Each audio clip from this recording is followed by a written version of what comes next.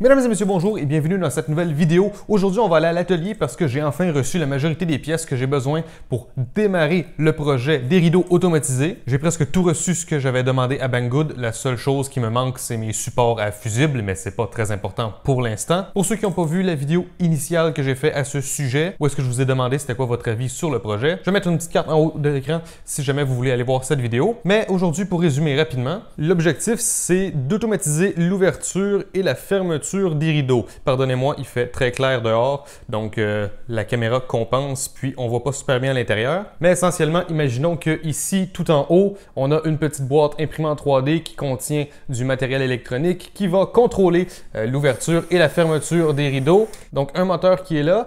Puis au lieu de prendre du fil à pêche comme j'avais parlé dans la vidéo initialement, j'ai tout simplement pris des vraies courroies à stepper motor et ça va faire ça comme ça et ça va aller sur une autre poulie là-bas. Puis ça va tourner et ça va faire refermer ces rideaux-là aussi. Donc, on va maintenant avoir les rideaux qui sont fermés. Là, il va falloir trouver un moyen de faire en sorte que les plis des rideaux soient un peu mieux distribués pour que ce soit plus joli. Ça devrait être faisable. Mais voilà, l'idée, c'est qu'on va utiliser un ESP8266 pour automatiser tout ça. Ça pourra être connecté à une interface web ou un serveur de domotique. Puis, quand le soleil se lève le matin, les rideaux vont s'ouvrir automatiquement. Donc, on va pouvoir se réveiller avec les rayons du soleil. Personnellement, je trouve que ça réveille de façon plus joyeuse qu'une alarme qui crie. Puis ensuite, quand c'est le soir, qu'il fait noir dehors, mais que j'ai des lumières allumées à l'intérieur, j'ai envie de garder une certaine vie privée. Donc, les rideaux vont détecter qu'il fait noir à l'extérieur, puis ils vont se fermer tout seuls. Donc, je n'aurai plus jamais à toucher à mes rideaux de toute ma vie.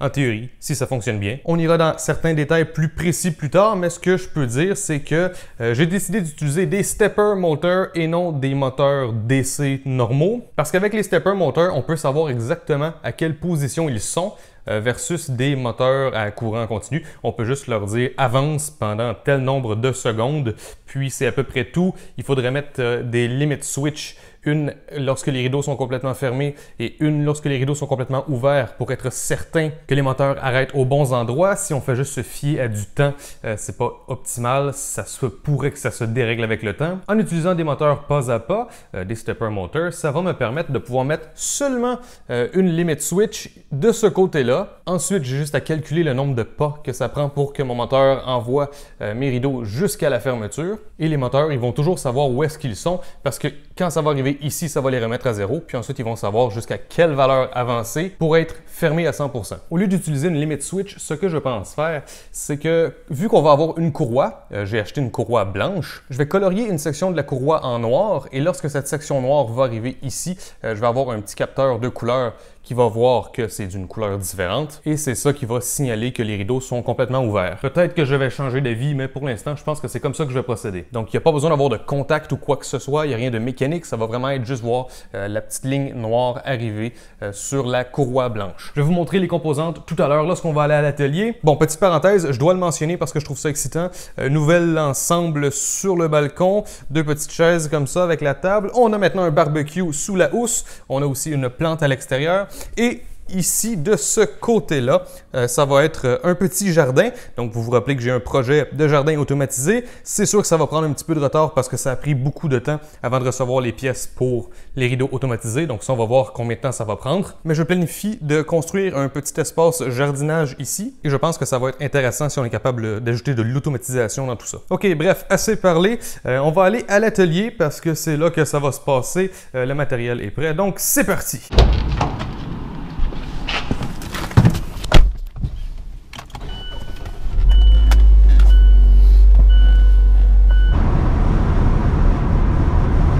Bienvenue à l'atelier. Je vais tout de suite vous montrer les pièces que j'ai reçues. Ça m'a été envoyé par Banggood, donc merci beaucoup à eux. Je vais vous mettre des liens dans la description de la vidéo si vous voulez plus d'informations sur les pièces que je vais vous présenter aujourd'hui. À ces pièces-là, il y a certainement d'autres pièces qui vont s'ajouter, mais ça va être des pièces que je vais pouvoir acheter de façon locale dans des magasins près de chez moi. Donc par exemple des fils, des fusibles, etc.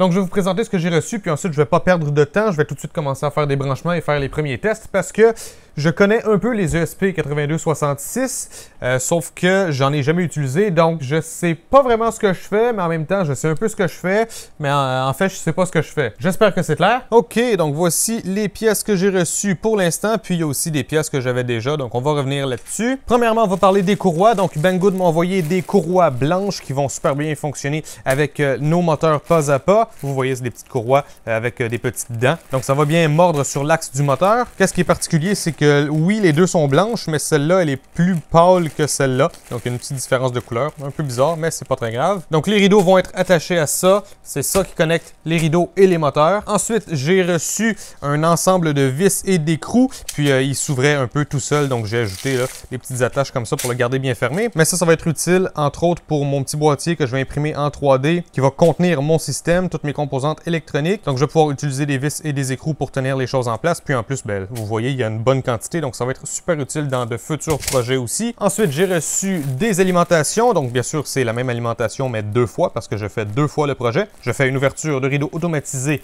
dans la chambre et dans le salon. Donc, le même projet deux fois. Ça se branche dans le mur et ça nous donne du courant continu 12 volts à 5 ampères. Ça devrait être bien amplement pour contrôler les moteurs pas à pas. Pour brancher les alimentations sur le circuit, Banggood m'a envoyé des petits connecteurs femelle jack comme ça. Puis on a de l'autre côté un endroit pour mettre les fils, puis c'est un petit connecteur à vis, donc ça va être très pratique. Par la suite, je leur ai demandé des stepper motor driver parce que sans cette petite pièce-là, ça va être compliqué de piloter nos moteurs pas à pas. Donc ça rend la tâche là, très facile. Ensuite, convertisseur dévolteur parce que notre ESP 8266 ne va pas être en 12 volts, il va être en 3 volts. Donc ça va prendre le 12 volts, le mettre en 3 volts pour notre ESP. Le 12 volts, c'est pour les moteurs seulement. Ça, je leur en avais demandé deux, bien sûr, parce que je fais le projet en double. Ils m'en ont seulement envoyé un, donc j'en ai commandé un autre. Ça devrait arriver éventuellement. Et là, enfin, j'ai reçu mes deux ESP 8266. En fait, si j'ouvre ça pour vous, le ESP 8266, c'est cette petite partie-là ici. Et cette carte-là, au complet, ça s'appelle un Node MCU. Si on achète seulement l'ESP 8266, ben ça veut dire qu'on n'a pas le port USB pour programmer, puis on n'a pas aussi accès à toutes ces pins-là qui sont super faciles à utiliser. Les ESP 8266, ils sont distribués sur plusieurs formats et ils sont aussi distribués avec des petites cartes comme ça. Donc voilà, Node MCU, ESP DevKit. Et essentiellement, ça, on va s'en servir comme un Arduino qui est branché au Wi-Fi. Donc ça va être super intéressant d'apprendre à utiliser ça parce que ça fait extrêmement longtemps que je connais ça, sauf que ben, j'ai jamais expérimenté avec. Ensuite, la seule chose qui me manque que j'avais demandé à Banggood, c'est des supports à fusibles parce que bien sûr, tout ce circuit-là, on va vouloir le protéger par fusible parce que s'il y a un court-circuit ou s'il y a un problème quelconque, un blocage au niveau des moteurs, on veut pas qu'il y ait quelque chose qui surchauffe et qui mette le feu au rideau parce que ça serait quand même bien embêtant. Donc voilà, il me manque mes supports à fusibles, sauf que ça m'empêche pas de commencer à expérimenter parce que ici, ben, il devrait pas avoir de feu, puis s'il y a un feu, ben, je peux le contrôler. Par contre, quand ça va être installé sur le mur, il faut être protégé. Bon, aussi, bien sûr, ça prend des moteurs. Moi, j'ai recyclé ces moteurs-là, moteurs pas à pas, de cette imprimante 3D juste ici. Ils sont quand même petits. On va voir s'ils sont assez puissants. S'ils sont pas assez puissants, j'en ai d'autres, des plus gros, donc on essaiera ça. Et vous voyez ici, on a un petit engrenage sur l'axe du moteur, et c'est ça, bien sûr, qui va entraîner nos courroies. Et bien sûr, la courroie, il faut qu'elle soit tendue, donc de l'autre côté des rideaux, où il n'y aura pas de moteur, parce qu'il y a juste un moteur d'un côté. Je vais avoir tout simplement une petite poulie comme ça, qui vient elle aussi de cette imprimante 3D. Donc on va commencer avec ça. Vous avez vu pas mal ce que j'ai pour l'instant. Comme je vous l'ai dit tout à l'heure, concernant les ESP 8266, ou plutôt je devrais dire les Node MCU, je sais ce que je fais, mais je sais pas vraiment ce que je fais. Donc je vais aller m'amuser de mon côté à faire des branchements et à faire des tests. Je vais pas vous faire un tutoriel aujourd'hui sur comment utiliser un Node MCU / ESP 8266 parce que ben, je sais ce que je fais, mais je sais pas ce que je fais. Je suis tout nouveau dans ce monde. Donc je pense que je vais vous faire un petit timelapse de moi qui fait des branchements et qui essaie des trucs. Puis ensuite, lorsque j'aurai quelque chose de fonctionnel et qui vaut la peine d'être partagé, je vous le partagerai. Donc je vous tiens au courant, on se reparle plus tard.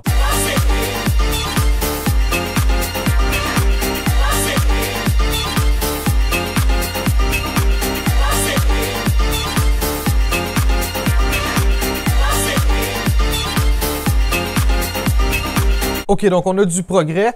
J'ai fait des branchements, j'ai fait des tests. Donc maintenant, je vais vous montrer qu'est-ce que j'ai eu le temps de faire aujourd'hui. Ce que je vais vous montrer, c'est loin d'être utilisable dans le projet de rideau automatisé. C'est vraiment juste les premiers tests pour me familiariser avec tout ça. Mais j'ai fait une petite interface web sur laquelle il y a deux boutons. Et ces boutons-là servent à faire tourner le moteur dans le sens des aiguilles d'une montre et aussi dans le sens contraire. Le premier tutoriel que j'ai regardé, il m'a posé des problèmes parce que mon driver ici, il surchauffait et mon moteur, il faisait un peu n'importe quoi. Et la raison, c'est parce que le tutoriel ne mentionnait pas qu'il faut absolument ajuster cette petite vis ici. Ça sert à limiter l'ampérage qu'on va envoyer dans le moteur. Et là, en ce moment, je l'ai tout simplement ajusté pour limiter l'ampérage à 1 ampère.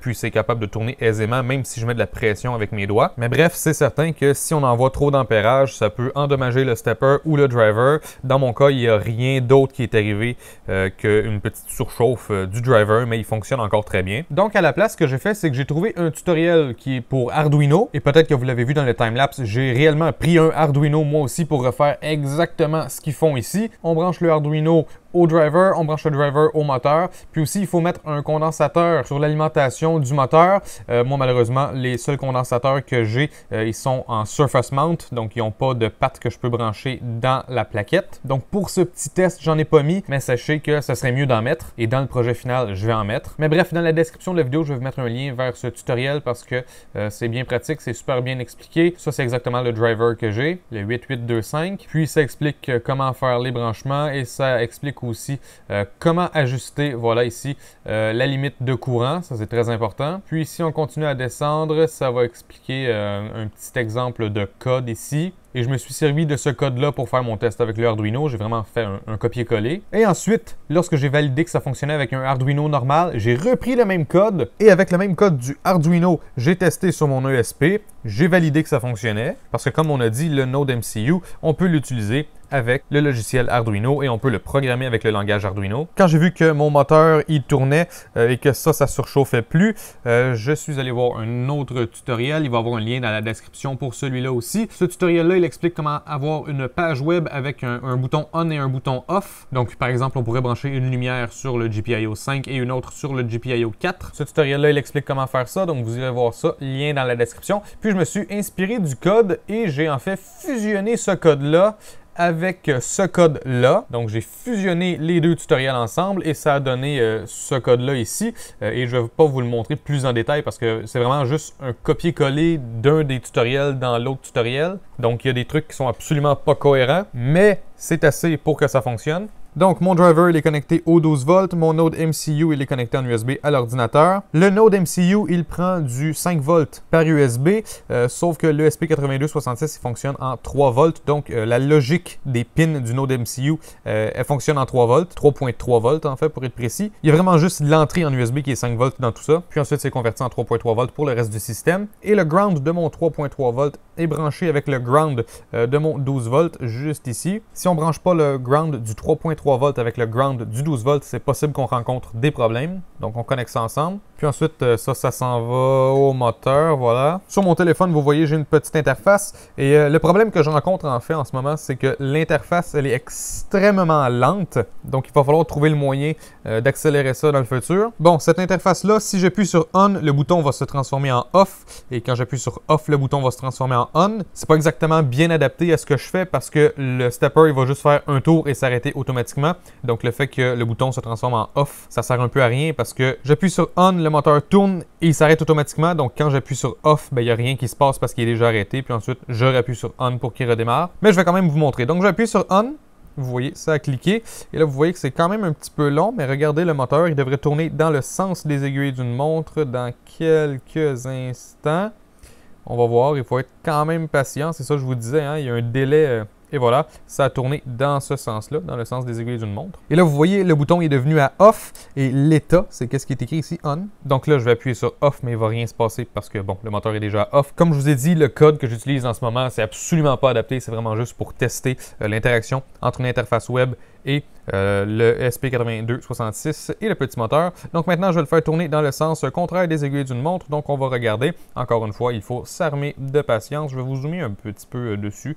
Donc vous allez pouvoir constater de quel côté ça tourne, j'espère. Ça commence à être un petit peu long. C'est là que je me demande si je devrais pas faire une coupure ou quoi. Bref, ça a tourné. Vous avez vu, ça a tourné dans ce sens-là, dans le sens contraire des aiguilles d'une montre. Bref, c'est ça qui a été fait aujourd'hui. Pour le projet de rideau automatisé, maintenant, ce qu'il faut rajouter, ce serait probablement un petit capteur comme ça. Ça capte le noir et le blanc. Donc, comme je vous ai dit, ça servirait probablement de limit switch en quelque sorte. Parce que sur ma courroie blanche, je pourrais colorier une petite section en noir. Et lorsque ce capteur-là, il capte la petite section qui est en noir, il pourrait dire à mon contrôleur: OK, les rideaux sont complètement ouverts. Donc, quand je veux fermer les rideaux, j'ai juste à dire à mon stepper motor: fais un nombre X de rotations. Il va fermer les rideaux. Et le stepper motor, il sait combien de rotations qu'il fait. Et ensuite, quand je veux réouvrir, tout ce que je fais, c'est je dis tourne jusqu'à ce que ce capteur-là, il détecte que les rideaux sont complètement ouverts. Donc, comme ça, s'il arrive un moment où est-ce que le moteur il dérape ou quoi que ce soit, ça ne devrait pas se dérégler au long terme, l'ouverture et la fermeture des rideaux, parce qu'on va toujours s'ouvrir au maximum et le moteur, il est capable de compter ses pas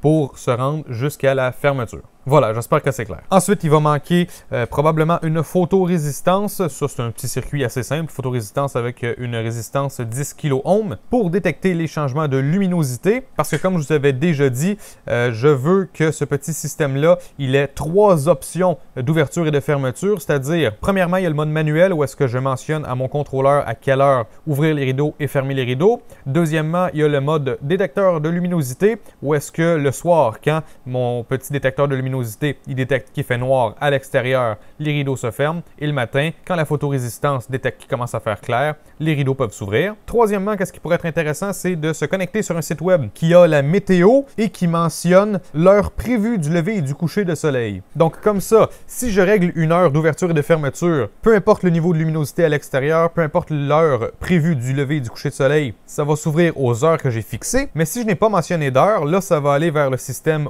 automatique. C'est-à-dire que si, selon l'Internet, le soleil se lève à 5 heures le matin, ben disons que vers 6 heures, si j'ai pas encore détecté assez de luminosité, ben on sait que le soleil il est déjà levé, donc je fais ouvrir les rideaux. Et même chose le soir, si le détecteur de luminosité il détecte encore de la clarté, mais qu'en réalité, selon l'Internet, le soleil est déjà couché, probablement qu'il y a un reflet quelconque dans le capteur et qu'il y a une mauvaise lecture, donc on ferme les rideaux automatiquement. Bref, ça c'est l'idée, il va falloir voir si je suis capable de faire tout ça. Je pense que c'est faisable. Donc pour l'instant, je ne sais pas exactement ça va être quoi la prochaine vidéo de ce projet de rideau automatisé. Je veux travailler un petit peu là-dessus de mon côté, me familiariser encore, penser un peu à mes idées et je vais refaire une vidéo lorsque je vais juger qu'il y a assez de nouveautés dans le projet pour que ça vaille la peine d'être partagé. Parce que cette série-là, je la vois pas exactement comme un tutoriel, parce que moi-même, je découvre un peu ce que je fais à force de le faire. Donc, la façon que je vois cette série, c'est plutôt que je vous amène avec moi pendant cette aventure, pendant ce projet, et je vous partage le plus d'informations possible à travers tout ça. Alors, autant si je prends des bonnes décisions que des mauvaises décisions, s'il y a des problèmes qui arrivent ou quoi que ce soit. Donc, c'est pour ça que je ne veux pas faire ça comme étant un